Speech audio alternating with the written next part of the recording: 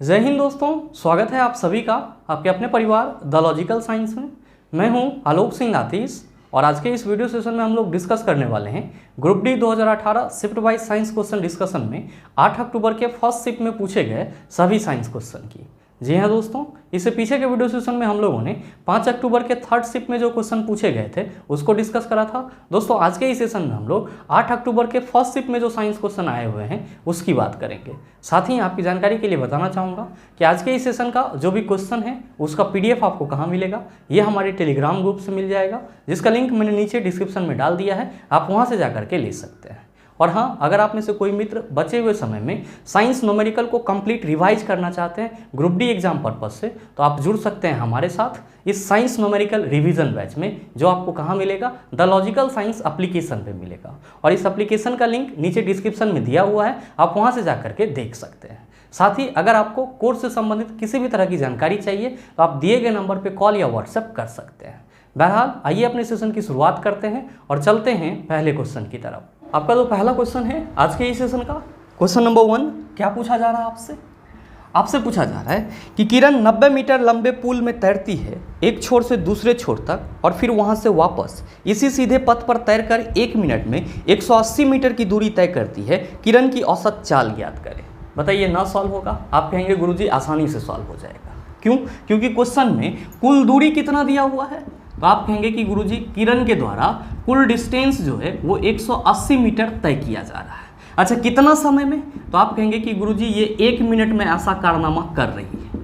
मेरे मित्र ध्यान देंगे कि 1 मिनट में कितना सेकंड होता है? आप कहेंगे कि गुरुजी 60 सेकंड होता है। भाई मेरे जरा सा हमको ये बताओ कि औसत चाल का फॉर्मूला क्या होता है? तो आप कहेंगे कि गुरुजी औसत चाल का फॉर्मूला होता है टोटल डिस्टेंस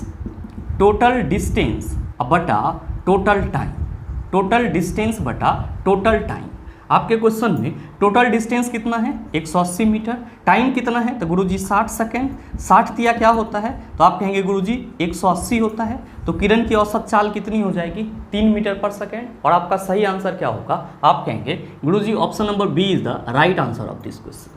मेरे मित्र ध्यान में रखिएगा कि ऐसा कई क्वेश्चन मैंने आपको पीछे के सेशन में करवाया है, और अगर आपको इस टाइप के प्रश्नों का कंसेप्ट मालूम रहता है तो इतना लाग लपेटा करने की जरूरत नहीं है। सीधे आप अपने माइंड में क्या करते, 180/60 और किसको टिक करते, तो 3 मीटर पर सेकंड को टिक कर देते। उम्मीद करते हैं समझ पाए होंगे। चलते हैं अगले क्वेश्चन की तरफ। आपका जो अगला क्वेश्चन है, क्वेश्चन नंबर 2, क्या पूछा जा रहा है आपसे पूछा जा रहा है कि क्लोरीन गैस क्लोरीन के 2 समस्थानिकों का मिश्रण है जिनका अनुपात 3:1 होता है। ये दोनों समस्थानिक निम्न में से कौन से हैं? पहला ऑप्शन है क्लोरीन 35 और 37, दूसरा ऑप्शन है क्लोरीन 28 और 34, तीसरा ऑप्शन है क्लोरीन 35 और 36 और चौथा ऑप्शन है क्लोरीन 36 और 28। क्या होगा इसका आंसर? आपसे क्वेश्चन करा जा रहा है कि जो क्लोरीन गैस आप सभी पढ़ते हैं या जो क्लोरीन गैस की बात करते हैं, ये जो क्लोरीन गैस है ये 2 समस्थानिकों का मिश्रण होता है। क्लोरीन गैस क्या है? तो आप सभी कहेंगे कि 2 समस्थानिकों का मिश्रण है, 2 समस्थानिकों का मिश्रण है। तो आपसे ये पूछा जा रहा है कि जो 2 समस्थानिक होते हैं इसमें जिसका अनुपात 3:1 है, वो दोनों समस्थानिक क्या है, आपको ये चीज़ बताना है। आप में से बहुत सारे मित्र कहेंगे कि गुरुजी ये समस्थानिक का मतलब क्या होता है? तो भाई मेरे इसी को हम लोग इंग्लिश में आइसोटॉप्स कहते हैं। क्या कहते हैं? आइसोटॉप्स कहते हैं। और ध्यान दीजिएगा क्या लिखा हुआ है? समस्थानिक, यानी कि वैसे तत्वों के परमाणु जो क्या हो, एक ही जगह पे हो, यानी कि समान स्थान पे हो, उसको क्या बोला जाएगा? समस्थानिक बोला जाएगा। और क्लियरली रूप से समझने के लिए आप सभी ध्यान में रखेंगे कि समस्थानिक वैसे तत्वों के परमाणु होते हैं जिनकी परमाणु संख्या तो समान होती है किंतु द्रव्यमान संख्या क्या होती है? भिन्न भिन्न होती है। तो आप सभी ये लिख भी सकते हैं क्या कि समस्थानिक की परमाणु संख्या समान होती है। समस्थानिक की परमाणु संख्या क्या होती है? समान होती है, जबकि द्रव्यमान संख्या भिन्न होती है। क्या होती है? भिन्न होती है।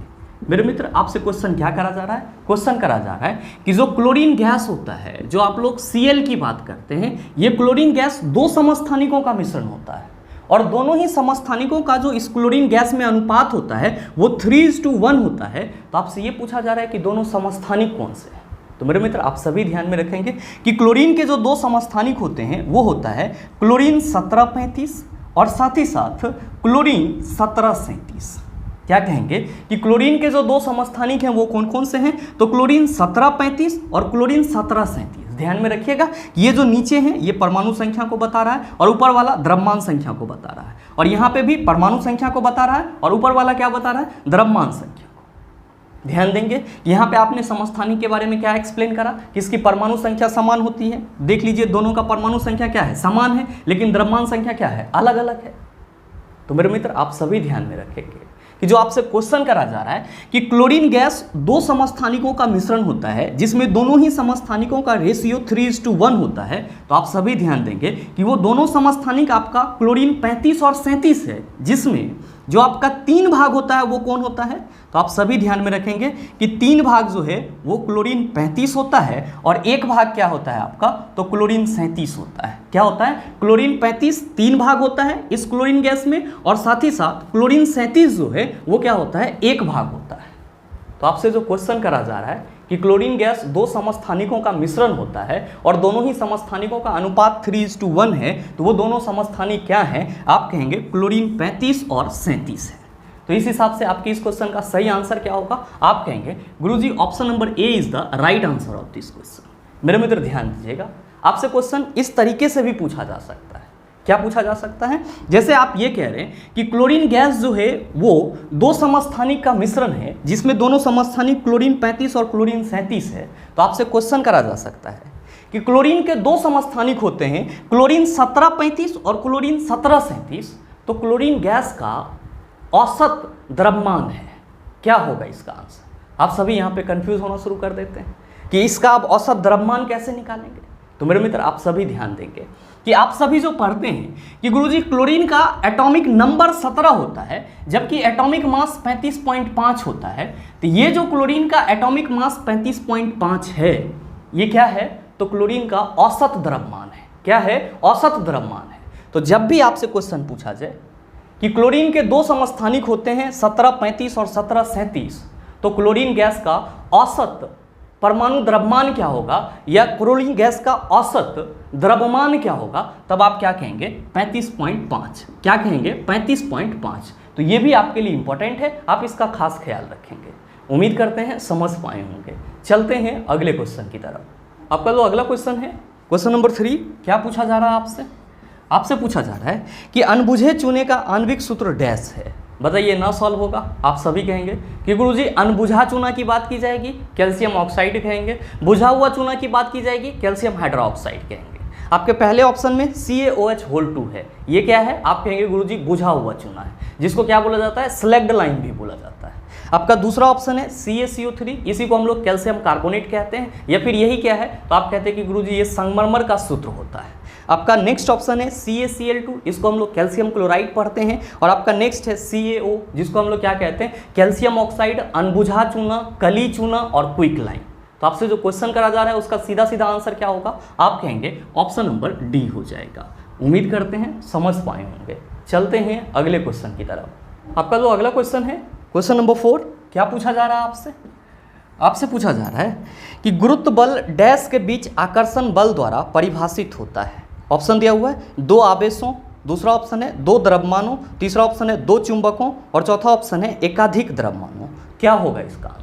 आपसे क्वेश्चन करा जा रहा है कि जो गुरुत्व बल होता है जिसको हम लोग गुरुत्वाकर्षण बल कहते हैं, वो डैश के बीच आकर्षण बल द्वारा परिभाषित होता है। मेरे मित्र जब आप सभी गुरुत्वाकर्षण बल की बात करते हैं, ग्रेविटेशनल फोर्स की बात करते हैं, तो आप सभी क्या कहते हैं कि गुरुजी जो गुरुत्वाकर्षण बल है ये हमेशा 2 द्रव्यमान युक्त ऑब्जेक्ट के बीच में लगता है। जैसे हम लोग ये कहते हैं कि थोड़ा देर के लिए मान लेते हैं कि हमारा ये कोई ऑब्जेक्ट है जिसका द्रव्यमान m1 है और ये कोई हमारा दूसरा ऑब्जेक्ट है जिसका द्रव्यमान m2 है, और ये दोनों एक दूसरे से कुछ दूरी r डिस्टेंस पर रखा हुआ है।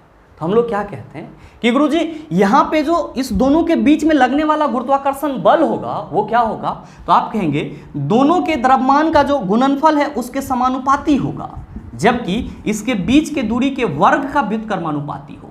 और हम लोग क्या कहते हैं कि गुरुजी ये जब समानुपाती वाला साइन हटाते हैं तो हम लोग कहते हैं F = G m1 × m2 बटा r² होता है, और यही क्या है, गुरुत्वाकर्षण बल का फॉर्मूला है, जहाँ पे कैपिटल G क्या है, आप कहते हैं ग्रेविटेशनल कांस्टेंट है। इसका मतलब ये हुआ कि जो गुरुत्वाकर्षण बल है ये जब भी लगेगा तो किसके बीच लगेगा? आप कहेंगे दो द्रव्यमान युक्त ऑब्जेक्ट के बीच लगेगा। कब लगेगा? तो जब दो द्रव्यमान युक्त ऑब्जेक्ट एक दूसरे से r डिस्टेंस पे होगा तो उसके बीच में जो लगने वाला आकर्षण बल, जिसको हम लोग गुरुत्वाकर्षण बल कहते हैं, वो क्या होगा? आप कहेंगे F = Gm1 × m2 बटा r² हो जाएगा। तो आपसे जो क्वेश्चन करा जा रहा है कि गुरुत्व बल डैश के बीच आकर्षण बल द्वारा परिभाषित होता है, आप कहेंगे गुरुत्व बल जो है दो द्रव्यमानों के बीच आकर्षण बल द्वारा परिभाषित होता है। तो सही आंसर क्या होगा? आप सभी कहेंगे गुरुजी option number B is the right answer of this question. उम्मीद करते हैं समझ पाए होंगे। चलते हैं अगले क्वेश्चन की तरफ। आपका जो अगला क्वेश्चन है, क्वेश्चन नंबर 5, क्या पूछा जा रहा है आपसे? आपसे पूछा जा रहा है कि निम्नलिखित में से कौन से पौधे थैलोफाइटा समूह से संबंधित नहीं हैं? ऑप्शन दिया हुआ है क्लेडोफोरा, दूसरा ऑप्शन है कारा, तीसरा ऑप्शन है यूलोथ्रिक्स, चौथा ऑप्शन है मार्सिलिया। क्या होगा इसका आंसर? आपसे क्वेश्चन करा जा रहा है कि आपके इन चारों ऑप्शन में से कौन सा ऐसा पौधा है जो थैलोफाइटा समूह से संबंधित नहीं है? आप सभी क्या कहेंगे कि गुरुजी ये बताओ कि थैलोफाइटा संघ किसको बोला जाता है या थैलोफाइटा समूह किसको बोला जाता है? तो मेरे मित्र आप सभी ध्यान में रखेंगे कि प्लांट के बहुत सारे प्रजाति हैं, बहुत सारे स्पीसीज हैं और इन सभी को अलग अलग ग्रुप में बांटा गया है, अलग अलग वर्ग में बांटा गया है। और टोटल वर्ग आपके पास कितने हैं? तो गुरुजी 5 हैं, जिसमें से आपका एक क्या है? तो थैलोफाइटा है। और आप सभी ध्यान में रखेंगे कि थैलोफाइटा समूह के या थैलोफाइटा वर्ग के जो भी पौधे होते हैं, इनका जो शरीर होता है वो थैलस जैसा होता है और इसीलिए इसे क्या बोला जाता है? थैलोफाइटा बोला जाता है। और ध्यान में रखेंगे कि थैलोफाइटा समूह का जो पौधा होता है इसमें संवहन तंत्र नहीं पाया जाता है, इसमें संवहन तंत्र नहीं पाया जाता है।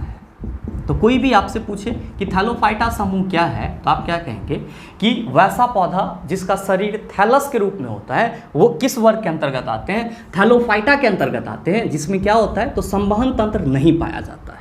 और मेरे मित्र आप सभी ध्यान में रखेंगे कि इसमें सामान्यतः कौन से पौधे आते हैं? तो आप सबों को ध्यान में रखना होगा कि लाइकेन एवं शैवाल, लाइकेन एवं शैवाल इसके अंतर्गत आते हैं।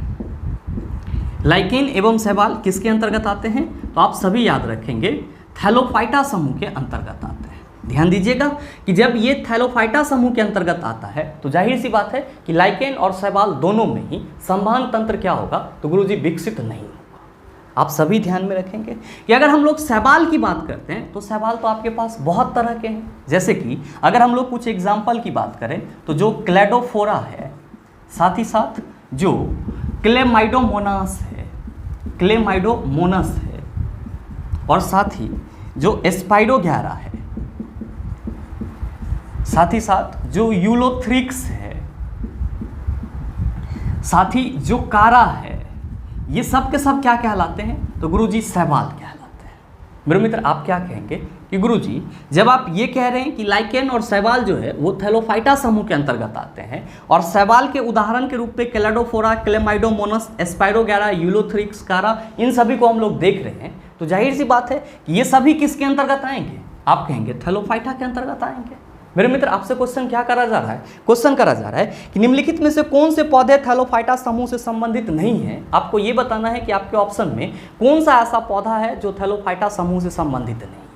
आप क्या कहेंगे कि गुरुजी पहले ऑप्शन में क्लेडोफोरा दिया हुआ है, ये क्या है? शैवाल है, किसके अंतर्गत आएगा? थैलोफाइटा के अंतर्गत आएगा।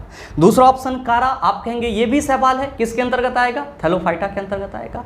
आपका तीसरा ऑप्शन है यूलोथ्रिक्स, आप कहेंगे गुरुजी ये भी शैवाल है, किसके अंतर्गत आएगा? थैलोफाइटा के अंतर्गत आएगा। यानी कि ऑप्शन ए, बी, सी तीनों क्या हैं? थैलोफाइटा समूह से संबंधित हैं। जबकि आपका जो चौथा ऑप्शन है जिसमें मार्सिलिया लिखा हुआ है, ये मार्सिलिया किसके अंतर्गत आता है? तो आप सभी ध्यान में रखना, ये टेरिडोफाइटा के अंतर्गत आता है। किसके अंतर्गत आता है? टेरिडोफाइटा के अंतर्गत आता है। और आप सभी ध्यान में रखेंगे कि मार्सिलिया क्या है? तो मार्सिलिया विषम बीजाणु टेरिडोफाइटा है। आप कहेंगे ये विषम बीजाणु का मतलब क्या हुआ?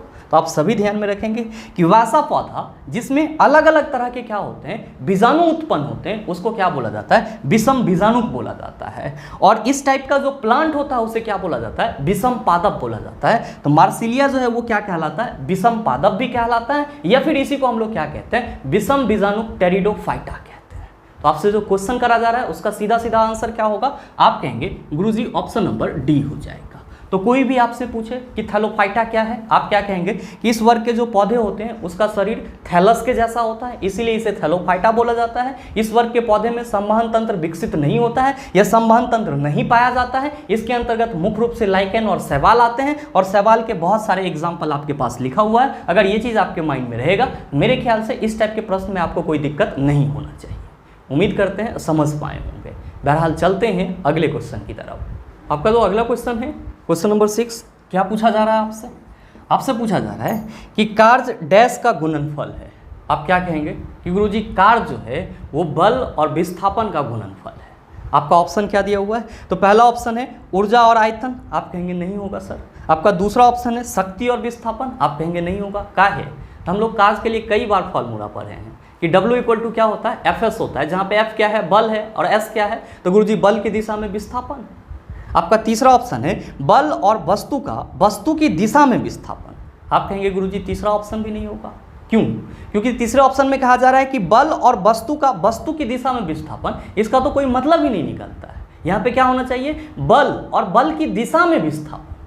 आपका चौथा ऑप्शन क्या है, तो बल और वस्तु का बल की दिशा में विस्थापन। आप क्या कहेंगे कि गुरुजी चौथा ऑप्शन सही एक्सप्लेन कर रहा है, और इसीलिए हमारे इस क्वेश्चन का सही आंसर ऑप्शन नंबर डी हो जाएगा। उम्मीद करते हैं समझ पाए होंगे। चलते हैं अगले क्वेश्चन की तरफ। आपका जो अगला क्वेश्चन है क्वेश्चन नंबर 7, क्या पूछा जा रहा है आपसे? आपसे पूछा जा रहा है कि एक तत्व का इलेक्ट्रॉनिक विन्यास 283 है, यह डैश समूह से संबंधित है। ऑप्शन दिया हुआ है 10, दूसरा ऑप्शन है 13, तीसरा ऑप्शन है 2, चौथा ऑप्शन है 3। बताइए क्या होगा इसका आंसर?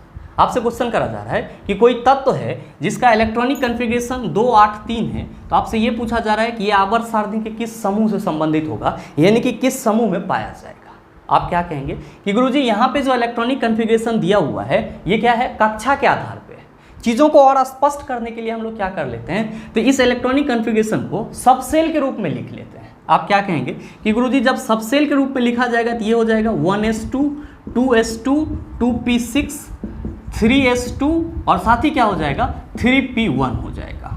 क्या हो जाएगा 3p1 हो जाएगा। आप क्या देख रहे हैं कि गुरुजी जो लास्ट इलेक्ट्रॉन है वो कहाँ चला गया है, तो सर p सबसेल में चला गया है। इसका मतलब ये हुआ कि जो आपका ये तत्व है ये किस ब्लॉक का एलिमेंट है, आप कहेंगे कि गुरुजी ये p ब्लॉक एलिमेंट है।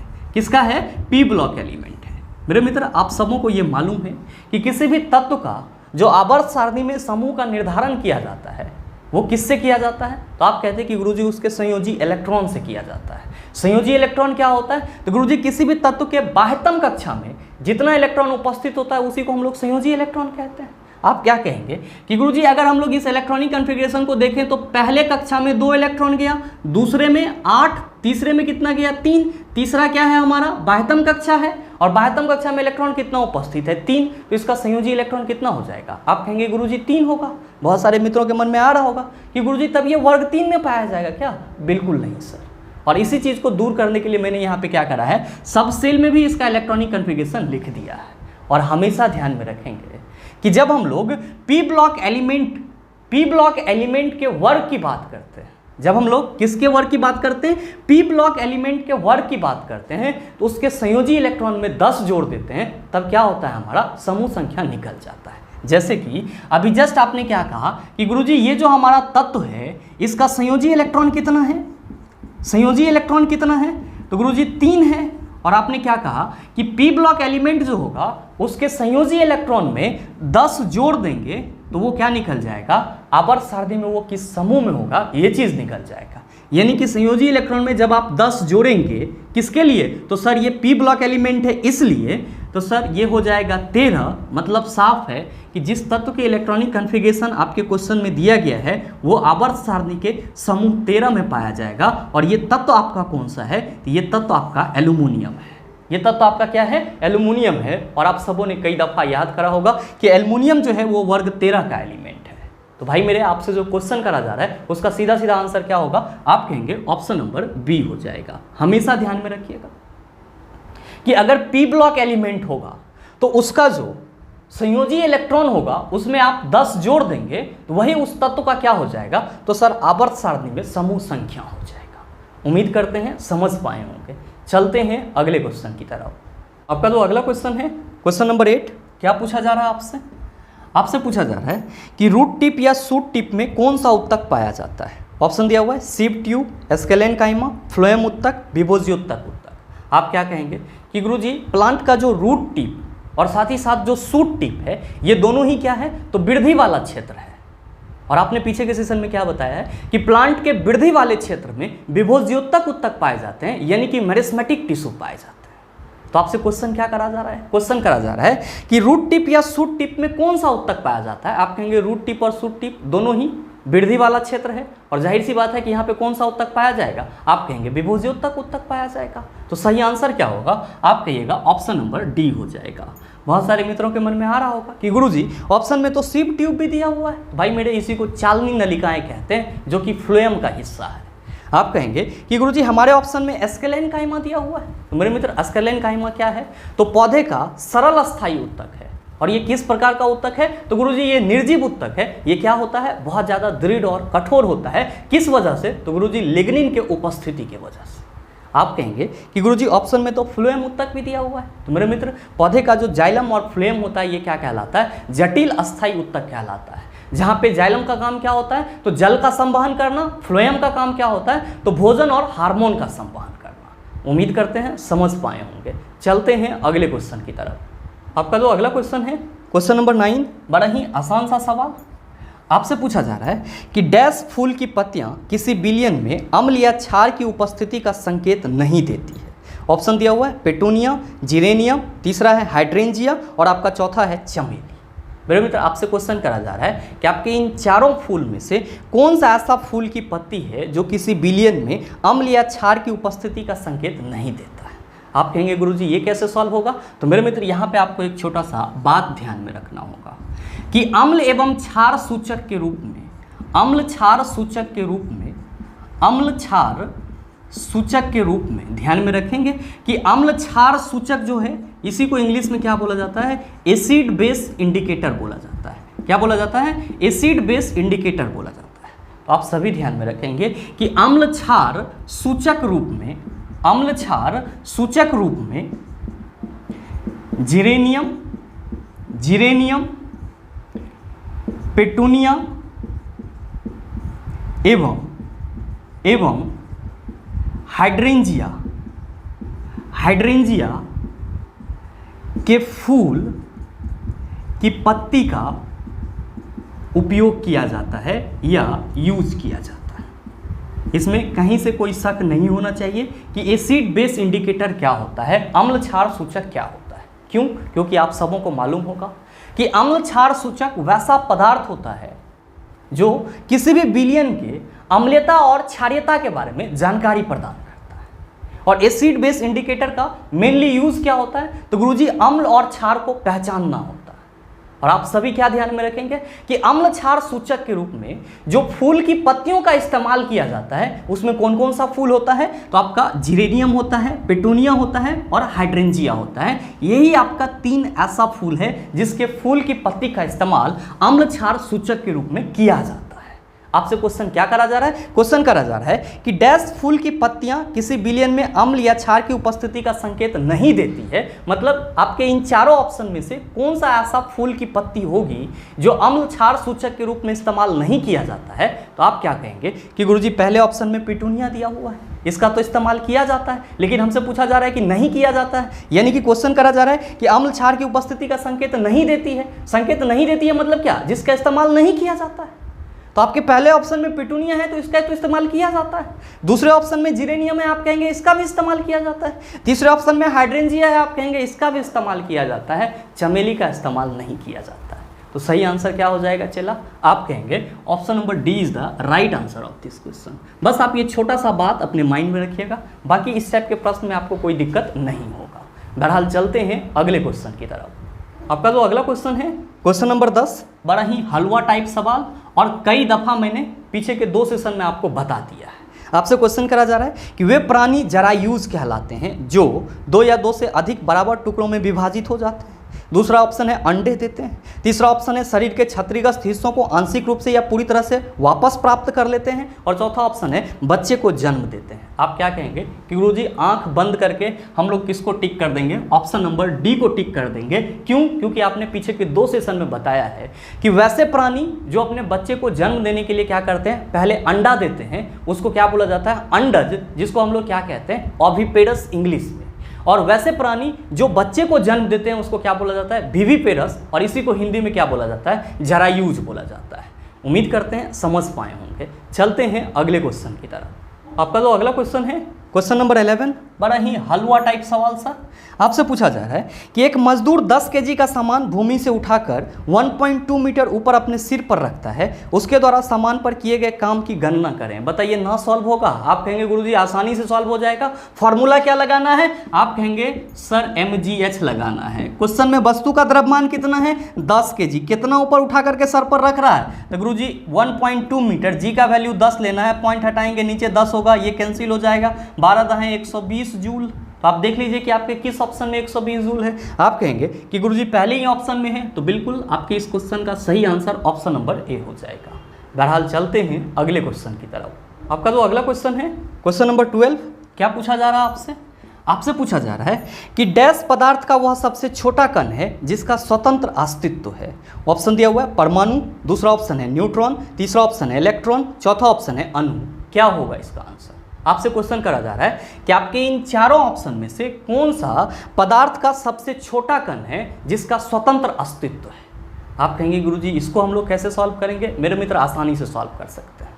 जैसा कि आप सबों को मालूम है कि अगर हम लोग रासायनिक दृष्टिकोण से पदार्थों को कैटेगराइज करने की कोशिश करते हैं, डिवाइड करने की कोशिश करते हैं, तो क्या कहते हैं? आप सभी कहते हैं कि गुरुजी रासायनिक गुण के आधार पे जो पदार्थ होते हैं वो क्या होता है? तो गुरुजी तत्व होता है, और फिर क्या होता है? तो आप कहते हैं यौगिक होता है, और फिर क्या होता है? तो आप कहते हैं मिश्रण होता है। मेरे मित्र आप सभी इस तीनों के बारे में क्या कहते हैं?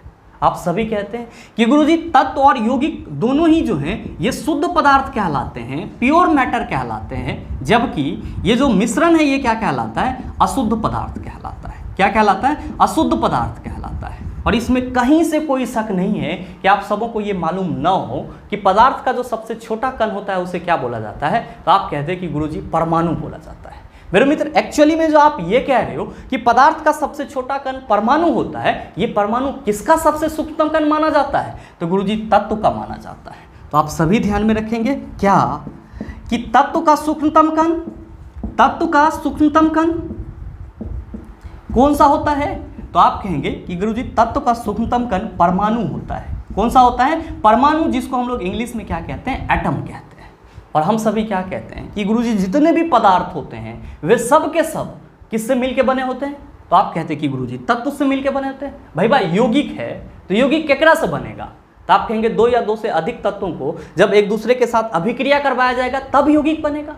तो हमने ये बोल दिया कि जितने भी आपका पदार्थ है उन सभी का सूक्ष्मतम कण परमाणु होगा। तो क्या आपको कोई दिक्कत होगा? आप कहेंगे बिल्कुल दिक्कत नहीं होगा। लेकिन यहाँ पे आप सबों को क्या ध्यान में रखना है? आप सबों को ध्यान में रखना है कि ये जो तत्व का सूक्ष्मतम कण परमाणु आप कह रहे हो या पदार्थ का सूक्ष्मतम कण परमाणु कह रहे हो, ये क्या होते हैं? तो स्वतंत्र अवस्था में नहीं होते हैं। ये क्या होते हैं? स्वतंत्र अवस्था में नहीं होते हैं। ये फ्री स्टेट में नहीं होता है, और साथ ही ये स्वतंत्र अवस्था में नहीं होता है लेकिन रासायनिक अभिक्रिया में भाग लेता है।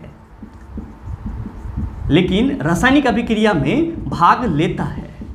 तो आप सभी क्या कहेंगे? आप सभी कहेंगे कि गुरुजी पदार्थ का जो सूक्ष्मतम कण परमाणु होता है या फिर तत्व का जो सूक्ष्मतम कण परमाणु होता है वो स्वतंत्र अवस्था में नहीं होता है लेकिन रासायनिक अभिक्रिया में क्या करता है? भाग लेता है।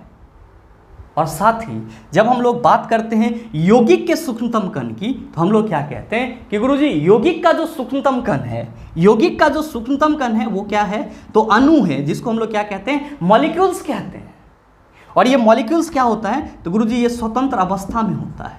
ये स्वतंत्र अवस्था में होता है लेकिन रासायनिक अभिक्रिया में भाग नहीं लेता है।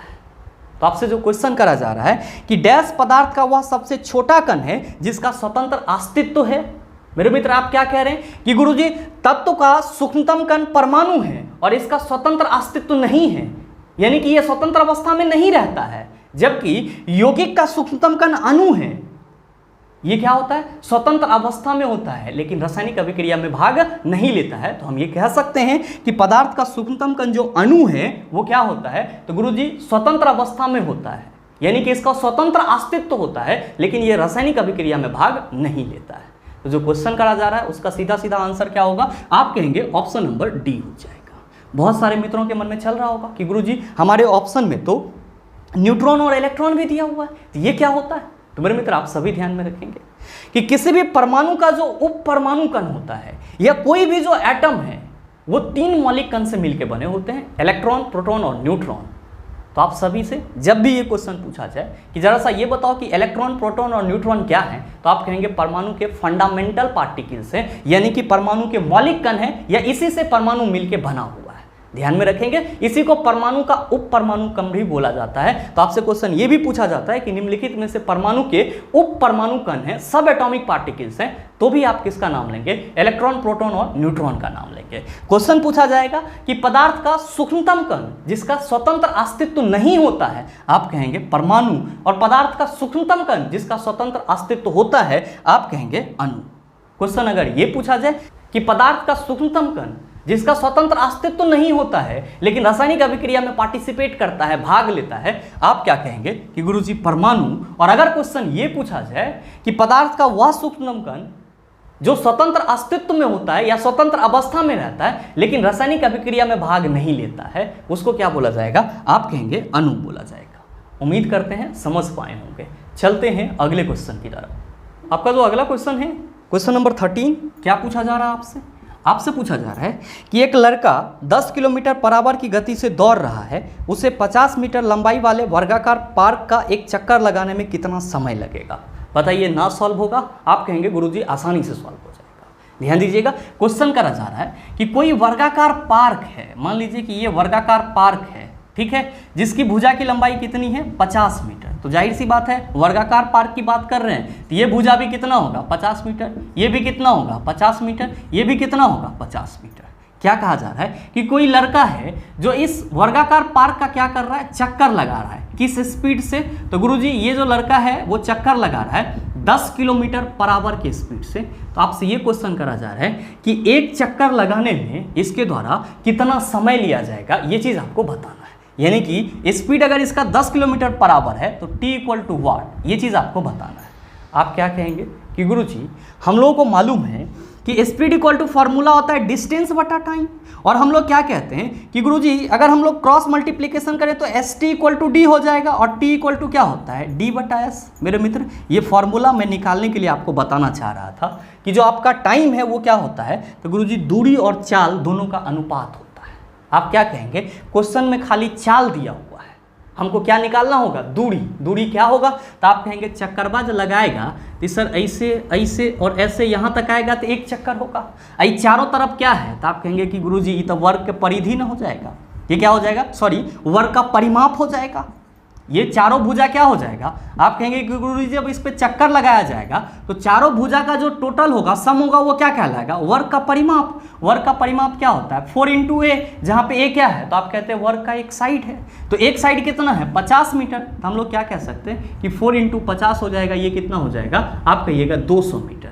यानी कि लड़का अगर इस वर्गाकार पार्क का चक्कर लगाएगा तो एक चक्कर में कितना दूरी कवर करेगा, आप कहेंगे गुरुजी वर्ग के परिमाप के बराबर। वर्ग का परिमाप कितना है, 200 मीटर। तो आप क्या कहिएगा कि गुरुजी दूरी हो गया हमारा 200 मीटर। कितना हो गया, 200 मीटर। चाल कितना दिया हुआ है, 10 किलोमीटर पर आवर। क्या करना होगा, मीटर पर सेकंड में चेंज करना होगा। क्या करेंगे, आप कहेंगे 5/18 से गुना कर दीजिए सर, सब टेंशन खत्म हो जाएगा। ये हो जाएगा चला 50/18। क्या करना है, तो दूरी बटा चाल कर देना है। दूरी कितना है, 200, अब बटा चाल कितना हो जाएगा, आप कहेंगे 50/18। इसी को क्या हम इस तरह से लिख सकते हैं सर, 18/50। आप कहेंगे बिल्कुल 50 चौका 200, 18 चौका 72 सेकेंड। यानी कि आपके इस क्वेश्चन का सही आंसर क्या होगा, ऑप्शन नंबर ए हो जाएगा। उम्मीद करते हैं समझ पाए होंगे।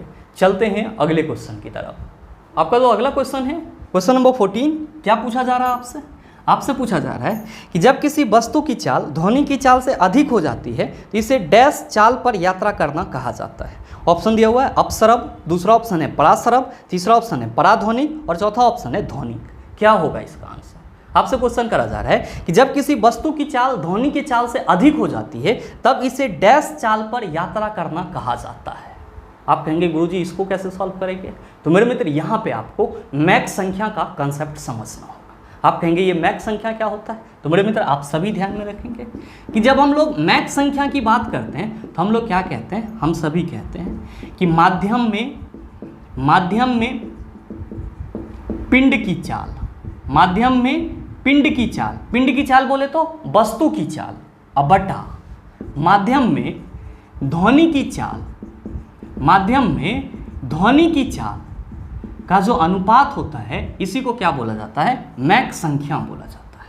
या आप सभी ये कह सकते हैं कि किसी माध्यम में पिंड की चाल और उसी माध्यम में ध्वनि की चाल का जो अनुपात है वो क्या कहलाता है? मैक संख्या कहलाता है। समानता ध्यान में रखेंगे कि मैक संख्या का उपयोग कहाँ पे किया जाता है? तो वायुयान के यानी कि एरोप्लेन के चाल को बताने के लिए किया जाता है, चाल को बताने के लिए किया जाता है, बताने के लिए किया जाता है। तो कोई भी आपसे पूछे ये बताओ कि मैक संख्या क्या है, आप खट से कहेंगे कि किसी माध्यम में पिंड की चाल और उसी माध्यम में जो ध्वनि की चाल होगी, पिंड बोले तो वस्तु की चाल और उसी माध्यम में ध्वनि की चाल, दोनों का अनुपात क्या कहलाएगा? मैक संख्या। और समानता उपयोग इसका कहाँ पे किया जाता है? तो वायुयान के चाल को बताने के लिए किया जाता है। अब सवाल यहाँ पे ये है कि गुरुजी अगर माध्यम में पिंड की चाल और माध्यम में ध्वनि की चाल का अनुपात 1 होगा तो हम ये कह सकते हैं कि मैक संख्या हमारा क्या होगा? मैक संख्या हमारा क्या होगा? आप कहेंगे गुरुजी जब अनुपात 1 होगा तो मैक संख्या इक्वल टू 1 हो जाएगा। तो मेरे मित्र आप सभी ध्यान में रखेंगे कि अगर मैक संख्या 1 है तो इसका मतलब क्या हुआ कि पिंड की चाल ध्वनि की चाल के बराबर है। पिंड की चाल जो है यानी कि ध्यान देंगे कि पिंड मतलब क्या? वस्तु। तो पिंड की चाल किसके बराबर है? ध्वनि की चाल के बराबर है, बराबर है। हमेशा क्या कहेंगे कि अगर मैक संख्या 1 होगा तब जो हमारा वस्तु का चाल होगा वो किसके बराबर होगा? ध्वनि की चाल के बराबर होगा। ध्यान देंगे कि अगर मैक संख्या 1 से अधिक हो जाएगा, मैक संख्या 1 से अधिक हो जाएगा, 1 से अधिक, तब आप क्या कहेंगे कि गुरुजी पिंड की जो चाल है, पिंड की जो चाल है वो पराध्वनिक कहलाएगी। क्या कहलाएगी? पराध्वनिक कहलाएगी। और मेरे मित्र हमेशा ध्यान में रखेंगे जहां पे भी पराध्वनिक लिखा हुआ रहेगा आप क्या समझेंगे? आप समझेंगे कि ध्वनि की चाल से परे। क्या समझेंगे? ध्वनि की चाल से परे। और ध्वनि की चाल से अगर ज़्यादा होगा, परे होगा, तो आप उसको क्या कहेंगे? तो गुरुजी पराध्वनिक कहेंगे। और इसकी मैक संख्या क्या होगी? 1 से अधिक होगी। और जब मैक संख्या 1 से अधिक होगी तो जो उस वस्तु का चाल होगा उसको हम लोग क्या कहेंगे? पराध्वनिक चाल कहेंगे। इंग्लिश में क्या कहेंगे? सुपरसोनिक कहेंगे। क्या कहेंगे? सुपरसोनिक कहेंगे। और साथ ही ध्यान में रखेंगे कि अगर मैक संख्या 5 से अधिक होगा, मैक संख्या 5 से अधिक, तो पिंड की चाल क्या कहलाएगी? तो आप सभी ध्यान में रखेंगे अति पराध्वनिक कहलाएगी। क्या कहलाएगी? अति पराध्वनिक कहलाएगी, जिसको इंग्लिश में क्या बोला जाता है? हाइपरसोनिक बोला जाता है। और ध्यान में रखेंगे कि यही हाइपरसोनिक क्या करता है? शॉक वेव उत्पन्न करता है। शॉक वेव उत्पन्न करता है जिसको हम लोग क्या कहते हैं? परघाती तरंग कहते हैं। क्वेश्चन आपसे क्या करा जा रहा है? क्वेश्चन करा जा रहा है कि जब किसी वस्तु की चाल ध्वनि के चाल से अधिक हो जाती है तो इसे डैश चाल पर यात्रा करना कहा जाता है। आप कहेंगे कि गुरुजी अगर वस्तु की चाल ध्वनि की चाल से अधिक हो जाएगी तो जाहिर सी बात है इसे पराध्वनिक चाल पर यात्रा करना कहा जाएगा। तो सही आंसर क्या होगा? आप कहिएगा ऑप्शन नंबर सी हो जाएगा। बस आपको ये कंसेप्ट ध्यान में रखना है। बाकी के इस टाइप का जो भी प्रश्न मिलेगा मेरे ख्याल से आप उसका जवाब आसानी से दे लेंगे। उम्मीद करते हैं समझ पाए होंगे। चलते हैं अगले क्वेश्चन की तरफ। आपका जो अगला क्वेश्चन है क्वेश्चन नंबर 15, क्या पूछा जा रहा है आपसे? आपसे पूछा जा रहा है कि पृथ्वी पर किसी वस्तु का भार चंद्रमा पर इसके भार का कितना गुना होता है? बहुत सारे मित्र 1/6 मार करके निकल जाएंगे और आंसर गलत हो जाएगा। हमेशा जब भी आपको इस टाइप का क्वेश्चन मिले तो पहले एक बार उसको गौर से पढ़ लीजिएगा कि क्वेश्चन आपसे क्या कहा जा रहा है। क्वेश्चन कहा जा रहा है कि पृथ्वी पर किसी वस्तु का भार चंद्रमा पर उसके भार का कितना गुना होता है। तो मेरे मित्र आप सभी क्या कहते हैं कि गुरुजी चंद्रमा पर किसी भी वस्तु का भार जो है वो पृथ्वी के भार का 1/6 होता है। तो जाहिर सी बात है कि पृथ्वी पर जो किसी भी वस्तु का भार होगा वो चंद्रमा के भार का क्या हो जाएगा, आप कहेंगे 6 गुना हो जाएगा। तो आपसे क्वेश्चन क्या करा जा रहा है, क्वेश्चन करा जा रहा है कि पृथ्वी पर किसी वस्तु का भार चंद्रमा पर इसके भार का कितना गुना होगा, आप कहेंगे गुरुजी 6 गुना। तो सही आंसर क्या होगा, ऑप्शन नंबर डी हो जाएगा। ये दो चीज़ आप हमेशा ध्यान में रखेंगे। क्वेश्चन अगर आपसे ये करा जाए कि किसी वस्तु का चंद्रमा पर भार क्या होगा, क्या कहेंगे, पृथ्वी के भार का 1/6। क्यों, क्योंकि चंद्रमा पर जो गुरुत्वीय त्वरण होता है वो पृथ्वी के गुरुत्वीय त्वरण का 1/6 होता है। इसीलिए हम लोग क्या कहते हैं कि चंद्रमा पर किसी भी वस्तु का भार पृथ्वी के भार का 1/6 होगा, जबकि पृथ्वी पर किसी वस्तु का भार चंद्रमा के भार का क्या हो जाएगा, 6 गुना हो जाएगा। उम्मीद करते हैं समझ पाए होंगे। चलते हैं अगले क्वेश्चन की तरफ। आपका जो अगला क्वेश्चन है क्वेश्चन नंबर 16, बड़ा ही आसान सा सवाल ये भी आपसे पूछा जा रहा है कि पीढ़ी F1 में दिखाई देने वाले लक्षण हैं।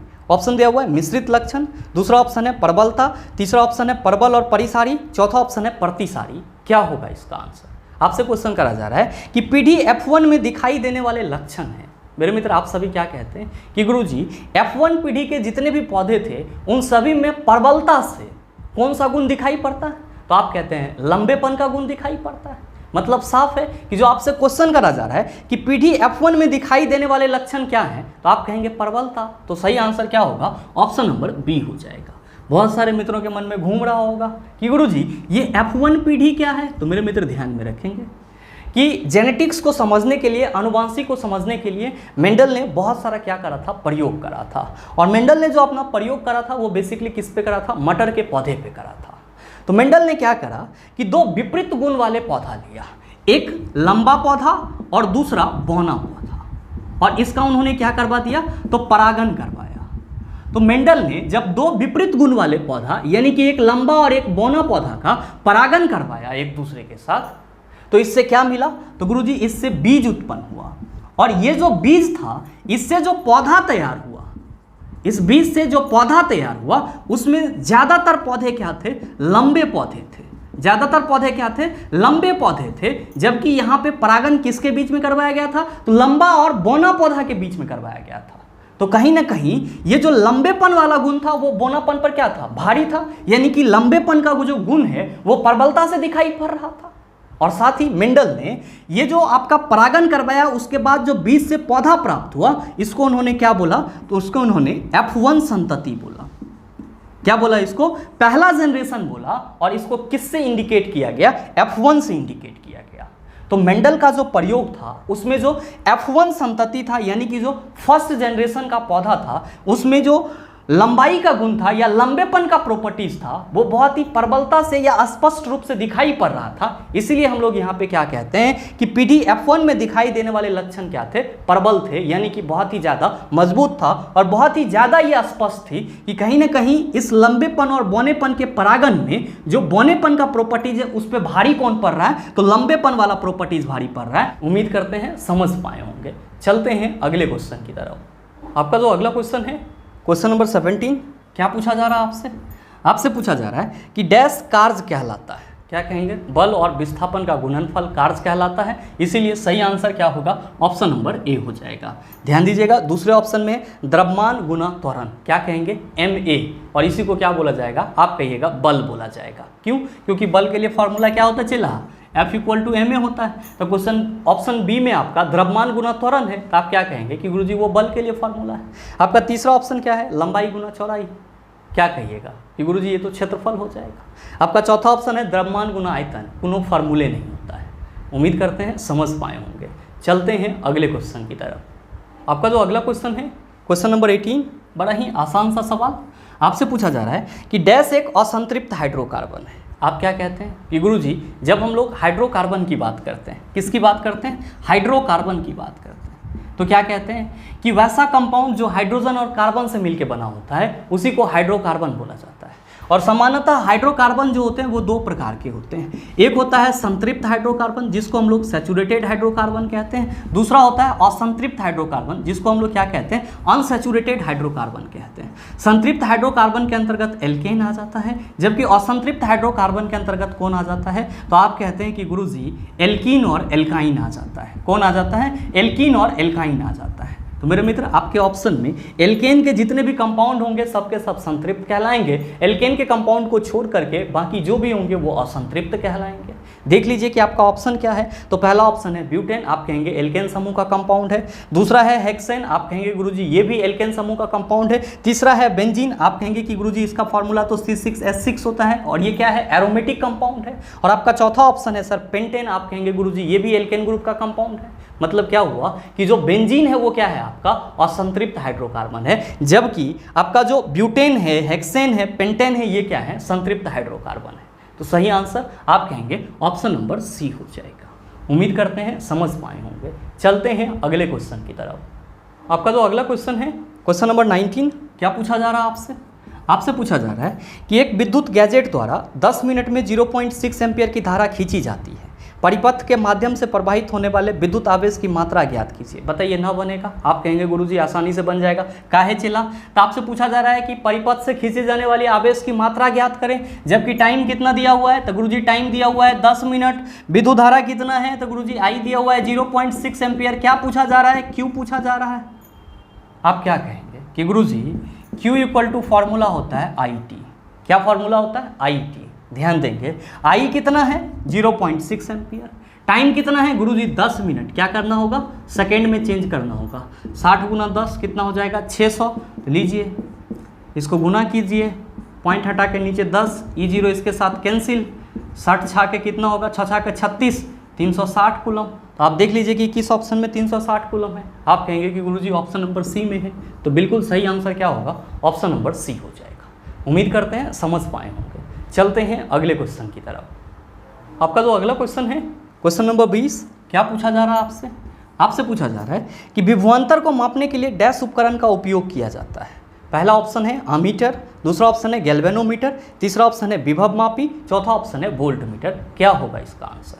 आप सभी क्या कहेंगे कि गुरुजी कई दफ़ा आपने बताया है कि विभवांतर को मापने के लिए, विभवांतर को मापने के लिए किसका इस्तेमाल किया जाता है? तो आप सभी कहते हैं वोल्ट मीटर का इस्तेमाल किया जाता है। किसका इस्तेमाल किया जाता है, वोल्ट मीटर का। तो आपसे जो क्वेश्चन करा जा रहा है उसका सीधा सीधा आंसर क्या होगा? आप कहेंगे गुरुजी option number D is the right answer of this question. लेकिन मेरे मित्र आप सभी ध्यान में रखेंगे कि आपके ऑप्शन में जो विभव मापी दिया हुआ है, आपके ऑप्शन में जो विभव मापी दिया हुआ है, इसके द्वारा भी क्या किया जाता है, विभवांतर को मापा जाता है। और साथ ही इसी विभव मापी के द्वारा क्या मापा जाता है, तो सेलों का EMF मापा जाता है, जिसको हम लोग क्या कहते हैं, विद्युत वाहक बल, फुल फॉर्म में इलेक्ट्रोमोटिव फोर्स कहते हैं। आप कहेंगे फिर ये हमारा क्यों नहीं आंसर हुआ? तो मेरे मित्र यहाँ पे आपको विभव मापी और वोल्ट मीटर में डिफरेंसेस ध्यान में रखने होंगे। विभव मापी जो है वो किसको मापता है? तो मेरे मित्र आप सभी ध्यान में रखेंगे कि इसके द्वारा जो विभवांतर मापा जाता है वो शुद्ध विभवांतर होता है। क्या होता है? शुद्ध विभवांतर होता है। तो अगर आपसे क्वेश्चन ये करा जाए कि निम्नलिखित में से किस यंत्र के द्वारा परिपथ के दो बिंदुओं के बीच में शुद्ध विभवांतर को मापा जाता है, आप कहेंगे विभव मापी। निम्नलिखित में से किस यंत्र के द्वारा सेलों का EMF मापा जाता है, आप कहेंगे विभव मापी।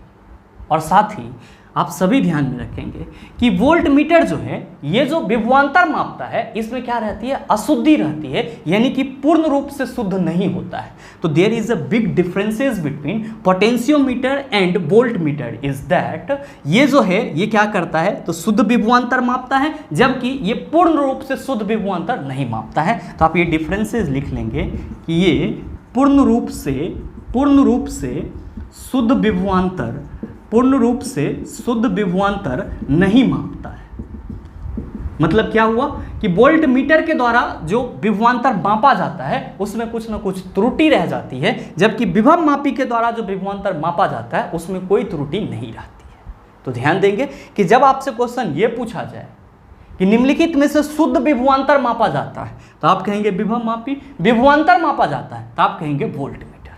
लेकिन आप सभी ध्यान में रखेंगे कि अगर आपसे क्वेश्चन ये करा जाए कि निम्नलिखित में से किस यंत्र के द्वारा विभव मापा जाता है और आपके ऑप्शन में वोल्ट मीटर न रहे, विभव मापी दिया हुआ रहे, तब आप क्या टिक करेंगे? तब आप विभव मापी को टिक करेंगे। किसको टिक करेंगे? विभव मापी को टिक करेंगे। तो आप ये चीज भी ध्यान में रखेंगे। और इसी तरह का एक क्वेश्चन आपके ग्रुप डी एग्जाम में पूछा भी गया था कि निम्नलिखित में से किस यंत्र के द्वारा विभवांतर मापा जाता है, और ऑप्शन में वोल्ट मीटर नहीं था, क्या था? विभव मापी। तब हम लोग वहां पे क्या टिक करेंगे? विभव मापी को टिक करेंगे। और ऐसे आप सभी डिफरेंसेज याद रखेंगे कि इसके द्वारा जो विभवांतर मापा जाएगा वो पूर्ण रूपेण प्योर नहीं होता है, शुद्ध नहीं होता, उसमें कुछ न कुछ त्रुटि या खामियां रह जाती है, जबकि इसके द्वारा जो विभवांतर मापा जाता है वो क्या होता है? शुद्ध होता है। बहुत सारे मित्रों के मन में चल रहा होगा कि गुरुजी ऑप्शन में अमीटर भी दिया हुआ है, तो कहने की कोई जरूरत नहीं है। विद्युत धारा किससे मापी जाती है? अमीटर से मापी जाती है। आप कहेंगे गुरुजी ऑप्शन में तो गैल्वेनोमीटर भी है। तो मेरे मित्र, विद्युत धारा की दिशा और छोटे मात्रा में या कम अमाउंट में विद्युत धारा मापने के लिए हम लोग किसका इस्तेमाल करते हैं? गैल्वेनोमीटर का इस्तेमाल करते हैं। उम्मीद करते हैं समझ पाए होंगे। चलते हैं अगले क्वेश्चन की तरफ। आपका जो अगला क्वेश्चन है, क्वेश्चन नंबर 21, क्या पूछा जा रहा है आपसे? आपसे पूछा जा रहा है कि कार्बन के द्वारा मजबूत बंध बनाने का एक कारण इसका डैश है। आप क्या कहेंगे कि गुरुजी कार्बन जो है वो मजबूत सहसंयोजी बंधन इसलिए बना पाता है क्योंकि कार्बन का आकार क्या होता है? छोटा होता है। और कार्बन का आकार छोटा होने के चलते कार्बन के जो नाभिक होते हैं वो बाह्यतम कक्षा में जो उपस्थित इलेक्ट्रॉन होता है उस पर क्या करता है? तो गुरुजी मजबूत आकर्षण बल लगाता है, जिस वजह से इसका बॉन्ड जो है वो क्या होता है? मजबूत होता है। तो जो क्वेश्चन करा जा रहा है उसका सीधा सीधा आंसर क्या होगा? आप कहेंगे गुरुजी ऑप्शन नंबर सी हो जाएगा। तो हमेशा ध्यान में रखेंगे कि कार्बन का आकार छोटा होने के कारण इसके द्वारा जो बॉन्ड बनाया जाता है वो बहुत ही ज़्यादा स्ट्रॉन्ग होता है। उम्मीद करते हैं समझ पाए होंगे। चलते हैं अगले क्वेश्चन की तरफ। आपका जो अगला क्वेश्चन है, क्वेश्चन नंबर 22, क्या पूछा जा रहा है आपसे? आपसे पूछा जा रहा है कि मछली में पाया जाता है। ऑप्शन दिया हुआ है, एक कक्षीय हृदय, दूसरा ऑप्शन है दो कक्षीय हृदय, तीसरा ऑप्शन है तीन कक्षीय हृदय और चौथा ऑप्शन है चार कक्षीय हृदय। क्या होगा इसका आंसर? आप सभी क्या कहेंगे कि गुरुजी मछली जो है ये पिसेज वर्ग से संबंधित है, यानी कि मत्स्य वर्ग से संबंधित है। किससे संबंधित है? मत्स्य वर्ग से संबंधित है। और इस वर्ग के जितने भी जंतु होते हैं उन सभी के हार्ट में दो चैम्बर होता है, यानी कि दो कक्ष होता है। और साथ ही जो हम लोग बात करते हैं एम्फीबियन, किसकी बात करते हैं? एम्फीबियन और साथ ही साथ रेप्टेलिया की। तो एम्फीबियन और रेप्टेलिया वर्ग के जो जंतु होते हैं इसके हार्ट में तीन चैम्बर होते हैं। कितने चैम्बर? तो तीन चैम्बर होते हैं, यानी कि तीन कक्ष होते हैं। ध्यान में रखेंगे कि एक्सेप्शन आपका क्या है? अपवाद क्या है आपका? तो अपवाद है मगरमच्छ। अपवाद क्या है? मगरमच्छ। मगरमच्छ क्या है सर? तो गुरुजी ये रेप्टेलिया वर्ग के अंतर्गत आता है, लेकिन इसके हार्ट में कितने चैम्बर होते हैं? चार चैम्बर होते हैं। ऐसे आप सभी क्या ध्यान में रखेंगे कि एम्फीबियन और रेप्टेलिया इन दोनों ही वर्ग के जो जंतु होते हैं इसके हार्ट में तीन चैम्बर पाए जाते हैं, लेकिन अपवाद ये है कि मगरमच्छ रेप्टेलिया वर्ग से बिलोंग करता है, लेकिन इसके हार्ट में कितने चैम्बर होते हैं? चार चैम्बर होते हैं। और साथ ही ध्यान में रखेंगे कि एबीज वर्ग यानी कि जिसमें पक्षी वगैरह आते हैं, और साथ ही साथ जो मेमेलिया होते हैं यानी कि जो स्तनधारी होते हैं, इन वर्ग के जो जंतु होते हैं इसके हार्ट में कितना चैम्बर होता है? चार चैम्बर होता है। तो मेरे मित्र, आपसे जो क्वेश्चन करा जा रहा है कि मछली में पाया जाता है, आप सभी कहेंगे दो कक्षीय हृदय, तो सही आंसर क्या होगा? ऑप्शन नंबर बी हो जाएगा। उम्मीद करते हैं समझ पाए होंगे। चलते हैं अगले क्वेश्चन की तरफ। आपका जो अगला क्वेश्चन है, क्वेश्चन नंबर 23, क्या पूछा जा रहा है आपसे? आपसे पूछा जा रहा है कि डैश ध्वनि तरंग की विशेषता नहीं है। ऑप्शन दिया हुआ है आयाम, दूसरा ऑप्शन है वेग, तीसरा ऑप्शन है आवृत्ति, चौथा ऑप्शन है हर्ट्ज। क्वेश्चन करा जा रहा है कि इन चारों में से कौन सा ध्वनि तरंग की विशेषता नहीं है? आप क्या कहेंगे कि गुरुजी एक ध्वनि तरंग की आवृत्ति भी होती है, आयाम भी होता है, और साथ ही साथ क्या होता है? वेग भी होता है। जबकि यहाँ पे जो हर्ट्ज दिया हुआ है ये क्या है? तो आवृत्ति का यूनिट है। तो हम लोग बड़े सरलता से कह सकते हैं कि इन चारों में से ध्वनि तरंग की विशेषता कौन नहीं है? आप कहेंगे हर्ट्ज नहीं है। तो सही आंसर क्या होगा? ऑप्शन नंबर डी हो जाएगा। मेरे मित्र, आप सभी ध्यान में रखेंगे, अगर आपसे क्वेश्चन ये पूछा जाए कि ध्वनि के लक्षण होते हैं, कैरेक्टरिस्टिक्स होते हैं, तो क्या ध्यान में रखेंगे कि ध्वनि के मुख्य रूप से तीन लक्षण होते हैं। कौन कौन सा? तो पहला होता है तीव्रता, जिसको हम लोग क्या कहते हैं? प्रबलता भी कहते हैं। इसी को इंग्लिश में क्या कहा जाता है? लाउडनेस कहा जाता है। क्या कहा जाता है? लाउडनेस। जो किससे निर्धारित किया जाता है? तो आयाम से निर्धारित किया जाता है। और दूसरा आपका क्या होता है, तो दूसरा होता है तारत्व, जिसको हम लोग क्या कहते हैं, पिच कहते हैं। और ये किससे निर्धारित किया जाता है या परिभाषित किया जाता है, तो आवृत्ति से। और साथ ही तीसरा क्या होता है, गुणता, जिसको हम लोग क्या कहते हैं, क्वालिटी। भाई मेरे, आप जो अपने अलग अलग फ्रेंड के वॉइस को रिकॉग्नाइज कर पाते हो, वो ध्वनि के लक्षण गुणता के चलते हैं। जैसे आपका कोई दोस्त होगा गुड्डू और आपका कोई दोस्त होगा और कमलेश, दोनों का आवाज़ आप पहचान पाते हो किसके चलते, तो ध्वनि के लक्षण गुणता के चलते। आप अपने रिश्तेदार का आवाज़ पहचान पाते हो या एक्स का आवाज़ पहचान पाते हो किसके वजह से, तो गुरुजी गुणता के वजह से। तो कोई भी आपसे पूछे कि ध्वनि के मुख्यतः कितने लक्षण होते हैं, आप कहेंगे 3। कौन कौन सा, तो तीव्रता या प्रबलता, जो किससे निर्धारित किया जाता है, आयाम से। और दूसरा आपका तारत्व, किससे निर्धारित किया जाएगा, आवृत्ति से। और गुणता क्या है, तो आप कहेंगे कि दो व्यक्तियों के आवाज़ में जो डिफरेंसेस होता है वही क्या होता है, तो ध्वनि तरंग का गुणता होता है। उम्मीद करते हैं समझ पाए होंगे। चलते हैं अगले क्वेश्चन की तरफ। आपका जो अगला क्वेश्चन है, क्वेश्चन नंबर 24, बड़ा ही हलवा टाइप सवाल। आपसे पूछा जा रहा है कि 3 kg की एक पिस्तौल से 150 मीटर पर सेकंड वेग के साथ एक 30 ग्राम की गोली क्षैतिज रूप से चलाई गई है। पिस्तौल का प्रतिघाती वेग कितना है, बताइए। ना सॉल्व होगा, आप कहेंगे गुरुजी आसानी से सॉल्व हो जाएगा। मेरे मित्र, अगर आपसे ये क्वेश्चन आसानी से सॉल्व हो जाएगा तो सॉल्व करके नीचे कमेंट करके आंसर ज़रूर बताइएगा, आपके कमेंट का इंतजार रहेगा। साथ ही आपके इसी क्वेश्चन के साथ ग्रुप डी एग्जाम के 8 अक्टूबर के फर्स्ट शिफ्ट में जितने भी क्वेश्चन पूछे गए थे वो पूरी तरह से कंप्लीट होता है। और मेरे ख्याल से अब आपको इन सभी क्वेश्चन के प्रकार में से किसी भी प्रकार का क्वेश्चन दे दिया जाए तो आप उसका जवाब 100% दे सकते हैं। साथ ही उम्मीद करते हैं कि ये वीडियो आपको अच्छा लगा होगा। अगर आपको वीडियो अच्छा लगा तो वीडियो को लाइक कीजिएगा, ज़्यादा से ज़्यादा शेयर कीजिएगा। और हाँ, अगर आप चैनल पर नए हैं तो सब्सक्राइब करके बेल आइकन दबा लीजिएगा, ताकि इस तरह के एग्जाम रेलेवेंट वीडियो का नोटिफिकेशन सबसे पहले आपके पास पहुँचे और आप उसको सबसे पहले देख पाओ। मिलते हैं फिर अगले सेशन में, तब तक के लिए best of luck. Thank you, have a nice day.